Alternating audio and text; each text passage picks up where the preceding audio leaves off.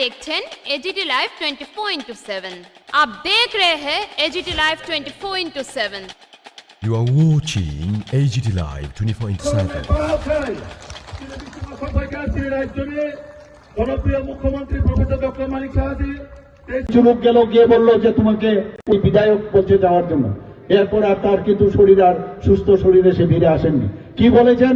সে নাকি উজাগিরি করতেন এবং সে উজাগিরি করাতে একজন পাগলকে সে মানে আগুন দিয়ে সে নানারকম ছেঁকাছুকি করছিলেন। এতে নাকি ওই পাগল খেপে গিয়ে ওকে মেরেছে। কিভাবে প্ল্যানিং করে বন্ধুগণ, আপনারা ভাবুন, এগুলো নিয়ে কথা বলা প্রয়োজন, ভুললে চলবে না।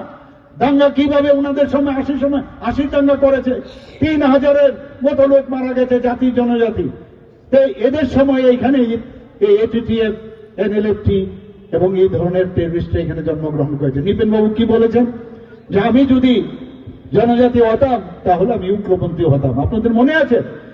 আর কি অবস্থাটা ছিল নর্থ ইস্টার্ন জোনে, ত্রিপুরাতে কি অবস্থাটা ছিল?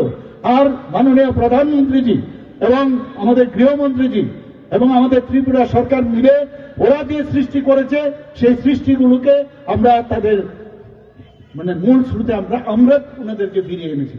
প্রায় 11টা থেকে 12টা এখানে নর্থ ইস্টার্ন জোনে অ্যাকর্ড হয়েছে। আজকে পুরো নর্থ ইস্টার্ন জোনে শান্তি প্রতিষ্ঠিত হয়েছে, ত্রিপুরাতেও শান্তি প্রতিষ্ঠিত হয়েছে।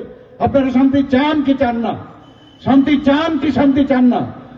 আমি আবার জিজ্ঞেস করছি, মা বোনদের, আপনারা শান্তি চান কি চান না? শান্তি চান? শান্তি চান?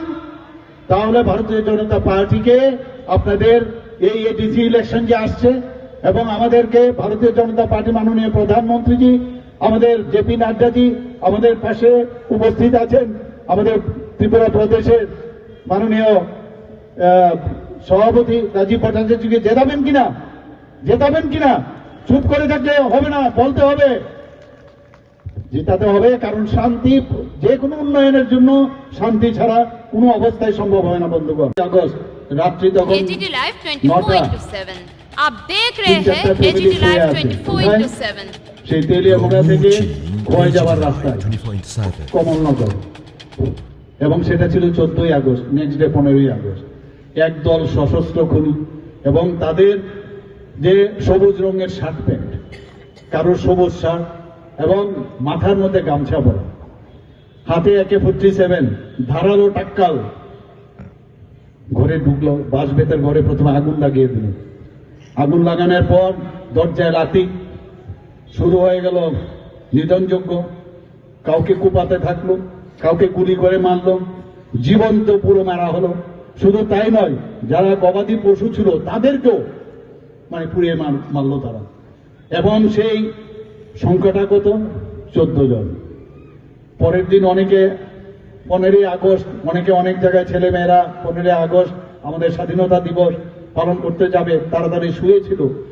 এই টেররিস্টরা তাদেরকে পুড়িয়ে মারলো, খুন করলো, টাক্কাল দিয়ে কুপিয়েছে, গুলি করেছে।